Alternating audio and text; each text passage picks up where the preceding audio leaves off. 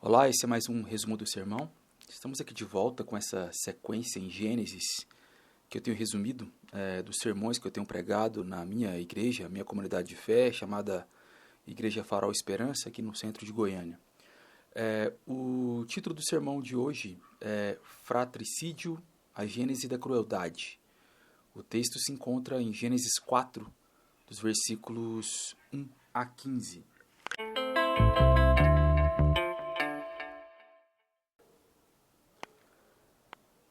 Diz o seguinte, o texto bíblico, versículo 1 do capítulo 4 de Gênesis. Adão conheceu intimamente Eva, sua mulher. Ela engravidou e, tendo dado à luz Caim, disse: Alcancei do Senhor um filho homem. Tornou ela a dar à luz outro filho, Abel, irmão dele. Abel tornou-se pastor de ovelhas e Caim, agricultor. Tempos depois, Caim trouxe do fruto da terra uma oferta ao Senhor. Abel também trouxe da gordura das primeiras crias, das primícias, de suas ovelhas. E o Senhor acolheu bem Abel e sua oferta, mas não acolheu Caim e sua oferta. Por isso Caim ficou furioso e ficou com o semblante abatido. Então o Senhor perguntou a Caim: Por que te irastes? E por que estás com o semblante abatido?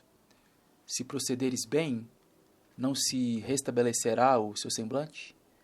Mas se não procederes bem, o pecado jaz à porta, e o desejo dele será contra ti. Mas tu deve dominá-lo. Então Caim disse ao seu irmão Abel: Vamos ao campo. Enquanto estavam no campo, Caim se levantou contra o seu irmão Abel e o matou. E o Senhor perguntou a Caim: Onde está Abel, seu irmão? Ele respondeu: Não sei, por acaso sou o guarda do meu irmão? E Deus prosseguiu: Que fizeste? A voz do sangue do teu irmão está clamando a mim desde a terra. Agora, maldito és tu. Serás afastado da terra que abriu a boca para receber da tua mão o sangue do teu irmão. Quando cultivares a terra, ela não te dará mais sua força, mas serás fugitivo e vagarás pela terra. Então Caim disse ao Senhor: A minha punição é maior do que a posso suportar. Hoje me expulsas da face da terra. Também me esconderei da tua presença. Serei fugitivo e vagarei pela terra. E quem me encontrar, me matará. O Senhor, porém, lhe disse: 7 vezes recairá a vingança sobre quem matar Caim. E pôs o Senhor um sinal em Caim, para que ninguém que o encontrasse o ferisse de morte.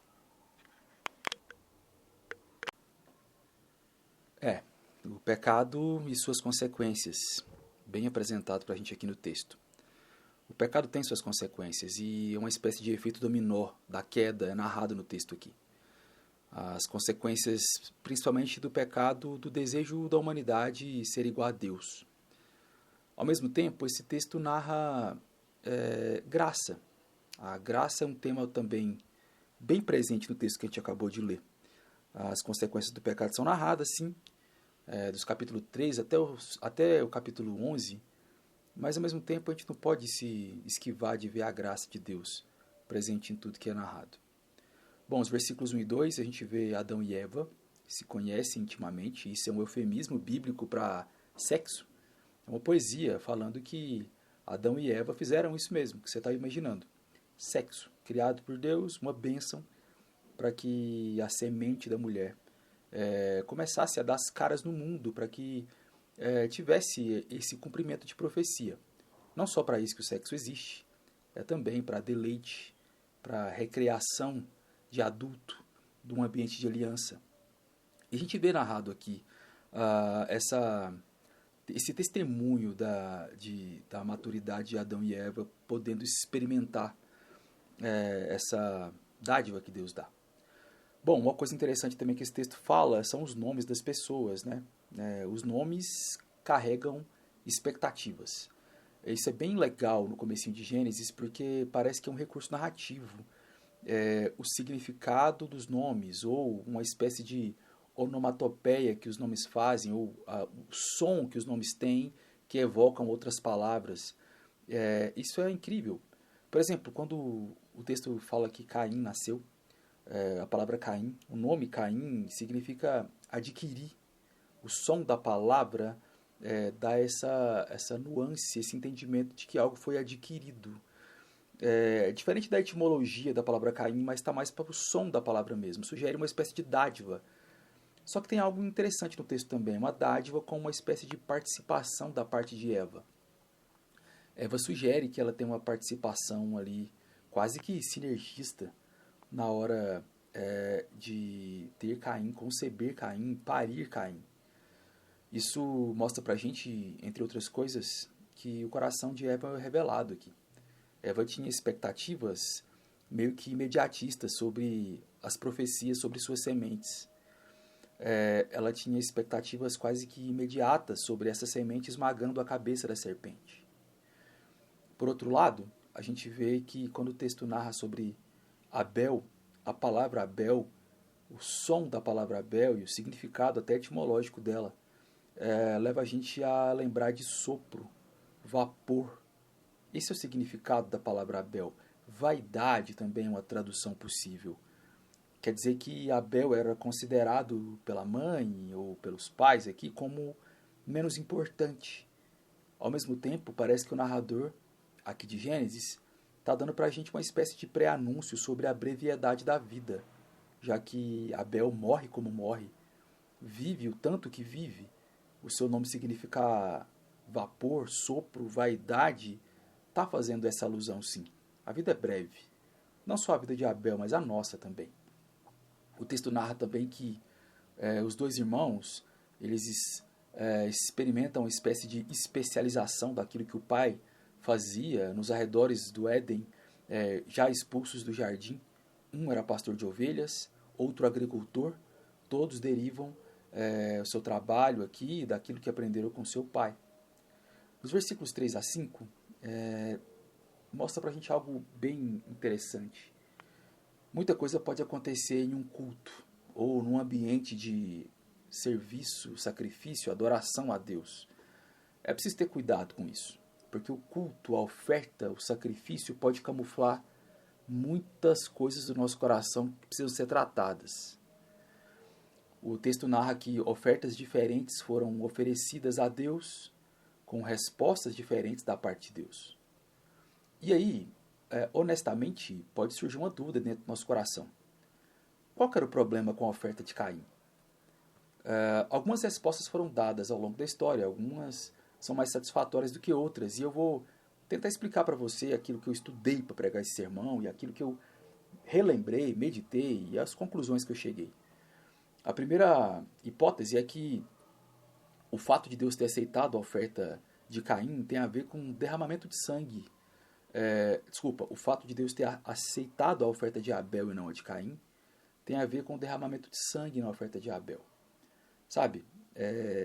Isso força a barra, aparece no texto, com uma espécie de analogia que existe sim entre sangue, oferta, animal sacrificado, sangue e a oferta de Jesus. Mas parece que é uma argumentação elástica, excessivamente, sabe? E tentando dar para o texto aquilo que o texto não está dando para a gente. Até porque, no Antigo Testamento, outras ofertas, além de ofertas de sangue e animais, eram dadas e recebidas para a parte de Deus. Por exemplo, as ofertas de cereal, que eram ofertadas no Antigo Testamento e Deus as aceitava. A outra hipótese tem a ver com uma questão de Abel ter oferecido o melhor das primícias do gado e Caim ter oferecido apenas o conveniente de alguns vegetais que ele colheu. Há uma verdade aqui, mas ela precisa ser qualificada um pouco mais. Até porque a explicação ela pede mais sedimentos aqui. Por exemplo, a oferta de Caim ela não era acompanhada de um coração justo. Talvez aí comece a fazer sentido por que a oferta de Caim foi rejeitada e a de Abel foi aceita. Porque parece que Deus está olhando aqui para além da oferta, o coração que oferta. Tem um texto de Hebreus 11, versículo 4, que diz sobre essa narrativa de alguma forma. Lá no Novo Testamento já. Hebreus 11:4 diz: pela fé, Abel ofereceu a Deus um sacrifício superior ao de Caim, por meio do qual foi aprovado como justo, dando Deus testemunho de suas ofertas. E mesmo depois de morto, ele ainda fala por meio dela. Pela fé, Abel ofereceu a Deus o seu sacrifício. Isso leva a gente a entender uma coisa interessante. O adorador e a oferta apresentada, o adorador é aquilo que ele mostra na vida mediante a fé, eles são inseparáveis. Oferta e adorador são inseparáveis no fim das contas. E isso faz a gente lembrar daquela segunda argumentação que tem um fundo de verdade, mas precisa ser qualificada. A diferença de alguns dos frutos, que é aquilo que Caim oferece para Deus, e as primícias do gado, que é aquilo que Abel oferece a Deus, revela para além de ofertas um coração. O Victor Hamilton, que escreveu o Manual do Pentateuco, ele cita o seguinte: por diversas vezes, principalmente na literatura profética, verificamos que Deus rejeita um sacrifício ou uma oferta quando a obediência ou a vida em santidade são substituídos por rituais religiosos. Percebe o ponto? Coração e oferta. Quando a gente vai pensar sobre oferta, aquilo que a gente oferece para Deus, mais que uma questão de oferta, a oferta em si é uma questão de fé. Se você parar para pensar e até usar aí seus recursos mais imagéticos e imaginativos, não dá para escrever oferta sem fé. Fé é uma palavra que está escrita bem no meio da oferta. E oferta para Deus é algo aceitável quando tem fé, quando tem coração.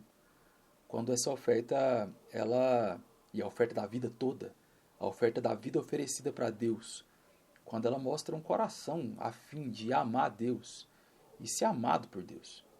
Para além de uma performance religiosa, para além de uma performance aprendida, para além de algo frio, legalista, que tenta mostrar para os outros algo que não é de fato no coração. É verdade, não dá para escrever oferta sem fé. A oferta só faz sentido com fé no meio. Os versículos 6 a 8, a gente vê a narrativa que Deus procurou Caim. E tem muita graça nesse texto. Esse texto é inundado de graça. Caim, ele é revelado como alguém que está carrancudo, que mostra que coração e expressão têm as suas relações. A expressão do rosto revela muitas vezes aquilo que está no coração. E o texto diz que Deus fala, se procederes bem, a sua expressão mudará. Deus está fazendo aqui uma relação de justiça com o coração e com a própria expressão, com o nosso estar no mundo, ou a maneira com que a gente se apresenta para as pessoas e para a realidade em si. Ao mesmo tempo, Deus diz na narrativa: se procederes mal, o pecado jaz à porta. E esse pecado jaz à porta, lá no original, no hebraico, está fazendo alusão a uma imagem de um animal à espreita. É isso que Deus está personificando. Sabe? O pecado que assedia a gente, que é contra a gente, é personificado como uma espécie de animal que está escondido, traiçoeiramente tentando nos matar. O texto é desenvolvido dando para a gente o entendimento de que a nós tem a missão de dominá-lo. Há a missão em nós para dominar esse desejo pecaminoso. O desejo dele é contra ti. E o pecado, ele nunca te cai bem. E quando a gente para pensar, além de não nos querer bem, o pecado personificado aqui como essa espécie de animal em tocaia, ele quer a nossa humilhação, a nossa corrupção, a nossa dissolução, a nossa morte, se não houver arrependimento. E Deus diz: compre a ti dominá-lo. Foi o que Caim não fez. O pecado não tratado, ele sempre escalona. O pecado, quando não arrependido, meditado e em Deus resolvido, ele sempre pede algo a mais, uma sequência, uma segunda temporada, uma terceira temporada. O pecado apresenta pra gente sempre um jeito de escalonar para o pior. E foi o que acontece. O versículo 8 narra o assassinato. O assassinato começa onde? No coração. E é preciso cuidado com o nosso coração. O nosso problema com as pessoas, esse texto mostra de alguma forma, antes de qualquer coisa, revela o nosso problema com Deus. Porque foi por causa de uma frustração diante do culto, da oferta, uma frustração no coração diante da adoração que Caim prestou a Deus e foi repreendido e foi exortado nessa adoração. O coração dele produziu essa vontade, essa tentação. Esse animal a espreita para tentar matá-lo enquanto ele mata o seu irmão.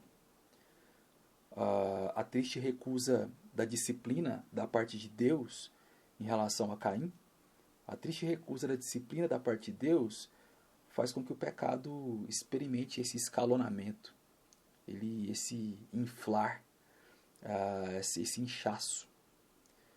Olha o requinte de crueldade. Olha por que eu dei o nome do sermão de fratricídio, a gênese da crueldade. Porque é cruel a maneira com que Caim faz. Ele diz, vamos ao campo, vamos ali comigo. Matar o próprio irmão, num contexto de culto, de aliança, no contexto de adoração e oferta, sem chances, aliás, com chances para se arrepender, porque Deus o chama para conversar, e mesmo assim esse pecado é escalonado, se desenvolve, cresce no coração até o ponto de ser executado com tamanha crueldade. Quando Deus chama ele para conversar, Deus de novo demonstra sua graça. Onde é que está seu irmão? E as respostas poderiam ser outras. Fiz besteira, me perdoa, não te obedeci, fiz o mal. Diferente daquilo que foi perguntado para Adão, né, e para Eva, onde estás? No versículo 10 do capítulo 3, agora é onde é que está seu irmão? O pecado escalona. A resposta revela um coração não quebrantado, pelo contrário, cada vez mais endurecido. A resposta de Caim foi a pior que a resposta de seus pais. Adão e Eva demonstraram vergonha, remorso. Caim demonstrou sarcasmo e ironia irreverente. O que você fez? Deus perguntou. O que fizeste? Ainda uma manifestação da graça da parte de Deus.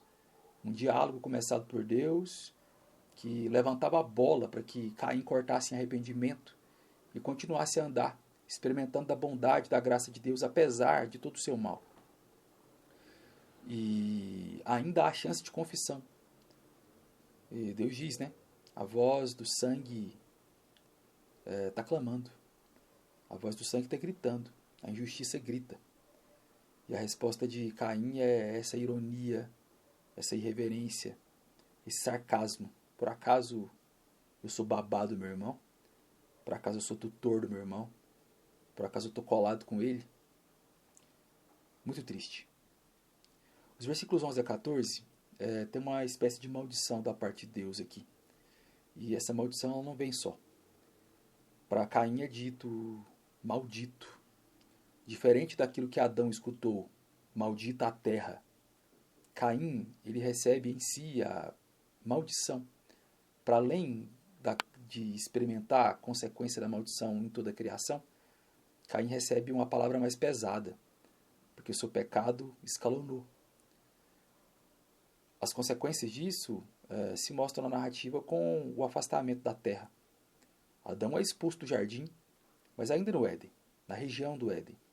Caim é expulso da própria região do Éden. E esse pecado não arrependido leva a gente a perceber que ele nos afasta cada vez mais da manifestação da bondade de Deus.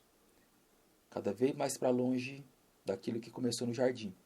Expulso do jardim, ainda no Éden, com Adão e Eva, expulsos do Éden e condenados a peregrinar, como aconteceu com Caim. A resposta de Caim mostra aqui um coração de pedra ficando cada vez mais duro. Tem autopiedade, tem orgulho, tem autocomiseração.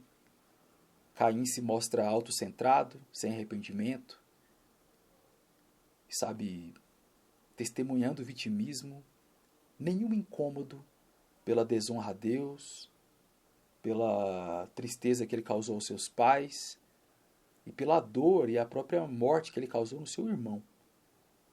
Caim foi condenado a vagar pela terra, foi tirado dele aquilo que ele sabia fazer, que era a agricultura, e Caim experimenta uma espécie de protomendicância, onde ele é condenado a vagar e usufruir das sobras que ele encontra no mundo.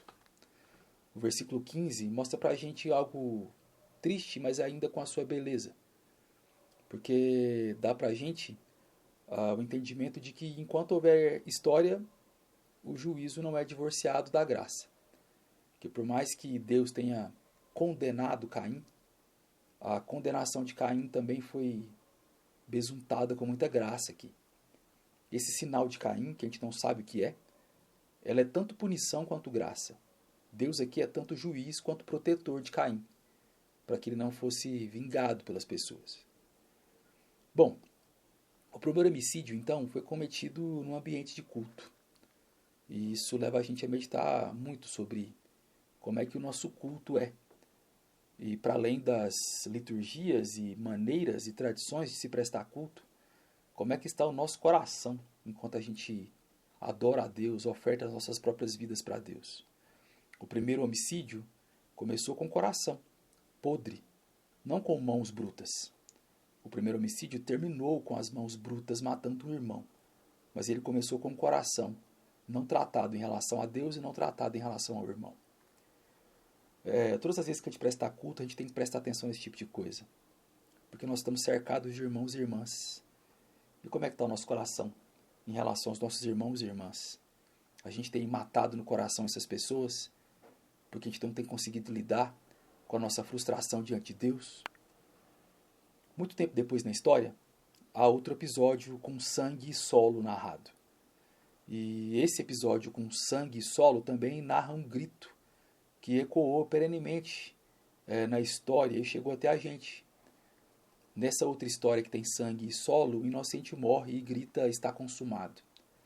Foi Jesus morrendo por nós como irmão mais velho. Como irmão que morre por nós, para que nós, irmãos assassinos, não precisemos matar outros irmãos e irmãs. Jesus é esse irmão que morre, para que nossos desejos de matar os irmãos sejam substituídos pelo desejo de amar a Deus e, consequentemente, amar irmãs e irmãos. É necessário que a gente olhe para o nosso coração, é necessário que a gente peça para que Deus batize o nosso coração com amor, para que a gente possa, ao invés de matar nossos irmãos e irmãs, amar nossos irmãos e irmãs como Cristo nos amou. Deus abençoe vocês.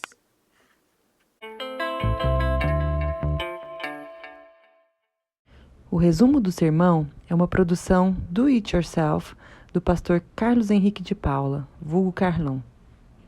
A arte da capa é de autoria de Bento Sintra de Paula. Também de Romeu Sintra de Paula.